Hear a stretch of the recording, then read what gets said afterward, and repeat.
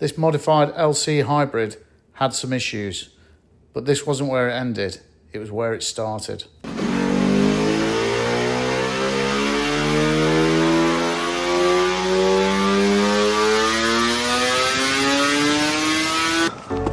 So this morning, chaps, we're off on a road trip. How you doing? How are you? Here she is. Wow. So what's the plan for today? To get it set up. So it was Dyno when it was built about 18 months ago, but it needs to go to a specialist that understands the ignition. And Dave's going to do that, is he? Yeah, he is. Brilliant. Yeah. So looking forward to it. Yeah. Big rest. Stuck in traffic on the motorway. It's just horrendous. You're horrendous. Breakfast in the van. What we got for breakfast, mate? McDonald's. So for those of you that don't know, what's the primary reason for seeing Dave today? Okay. What specific aspect of the bike is he going to be looking at? So when I had the bike first done, because it's got 32mm carbs on it, it's a proven sort of assembly of parts, but they all need that fine tuning. So it has been on a dyno, a guy in Nottingham, but it needs to come to Dave Watton because he specialises in two-stroke tuning, and particularly he understands how to map the ignition, etc. Okay. And that's really quite specialised. There's not really that many people, and hence we're travelling 2 hours and going up to see Dave. You know, it's going to be interesting to see. It makes 82 brake horsepower at the moment. Wow. But it does have a clutch slip issue, so part of what Dave's doing today is he's going to try and sort that clutch slip out, and then we're going to get it. We're going to optimise the performance. Right, So will it make under brake? Probably not. Can we get it over 90? I certainly hope so. So that's the ambition. When we leave later, how are you going to tick the box to say it's been a successful day? I suppose everybody wants to know what horsepower they can get out of the engine. It needs to be rideable. I want it to be rideable, and I want it to be reliable as well. Yeah. The CC is just under 500 cc. Wow. What carburetors does it have on it? It's KN carburetors. I think they're 32mm, and it's okay. Yeah. It's okay. I've done some track days on it. It's great around Donington. 500cc is a lot on a two-stroke, and it's such a light bike as well. Yeah. And you reckon it chucks out 82 horsepower? We'll see on the dyno. Yes. Today. I know that you said Paul has done some work on it as well. How did you get involved? What have you done to it? I mean, what have you? Well, we had a few issues where I know that you've helped Steve out with the engine and stuff, haven't you? Yeah, I'm retired. Yeah. So, and I'm still involved with bikes, and I've still got an LC myself. Yeah. And I think Steve wanted a bit more power so he could actually keep up with me. Yeah, I know you. I mean, I know you. Paul, for those of you who don't know, Paul Hawksworth.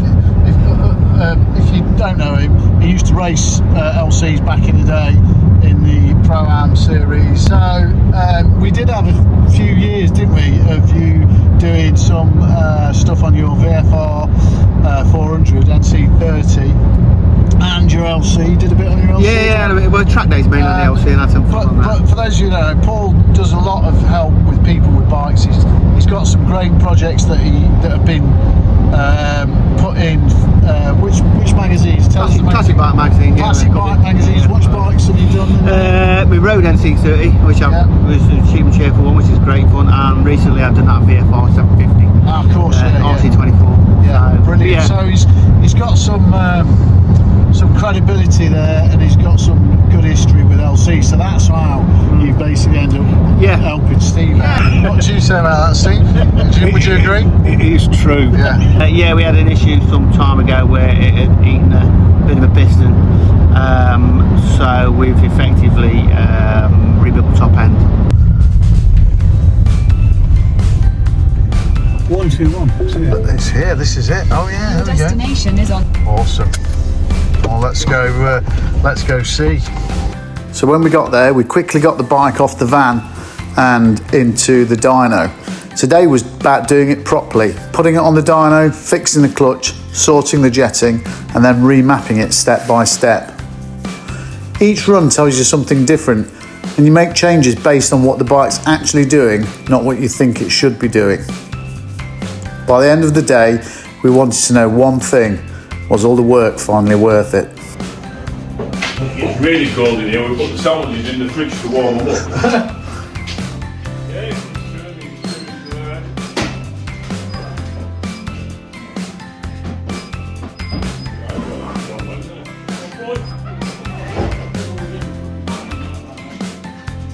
So once the bike was on the ramp, Dave went through the plan for the day to make sure everything was clear.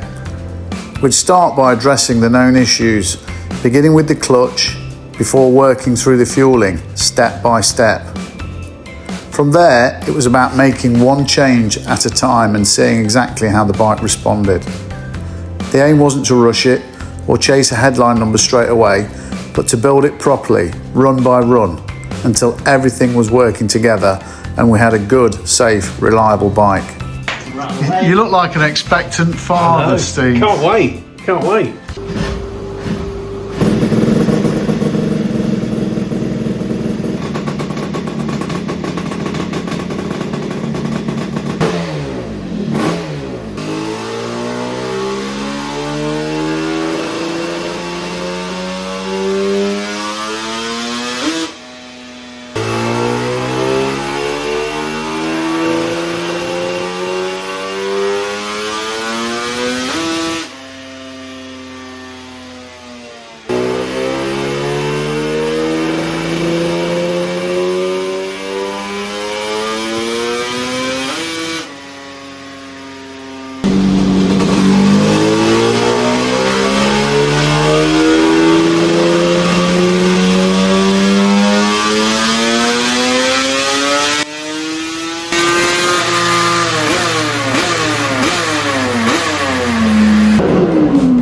That's with latest set of springs on it, so you feel I do 3 different sets of springs for them. Yeah, so it's not so fucking heavy on your hands. That's not heavy, that is it? No, it's not. Are they?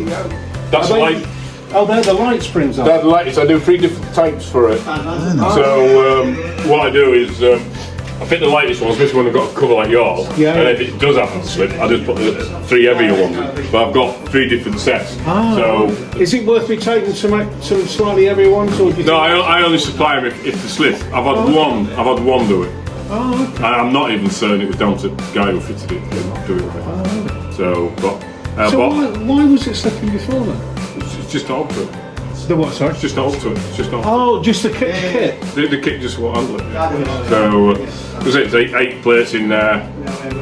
There's about, with it being wider plates that I use, Yes. and an extra steel and an extra friction, I see. it's about 40% more actual friction material. So Brilliant. that's why it handled it. But yeah, it handles it. No, that wasn't very Fantastic. long. Thanks. So it's running 90 at the moment, Rich. So we'll I'll have my sandwich. Yeah.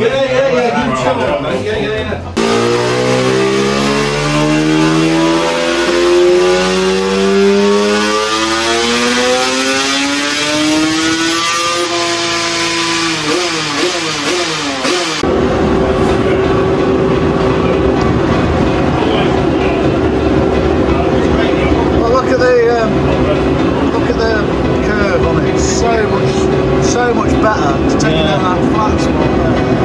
It's got a bit of a dip there, that fine, but then it's a lot better there. It's so much more smoother. No, it's just how you want it. Peak power at 9.5, well about 9,250. So 9,250 again, 94. Sounds better, mate. 92.7.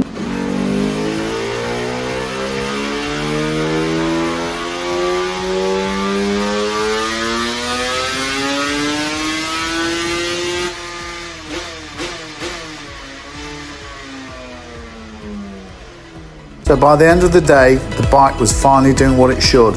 Loading it back into the van, you could feel it. The work had been worth it. Thanks for watching. If you enjoyed this video, hit subscribe and give us a like. Hope to see you again soon.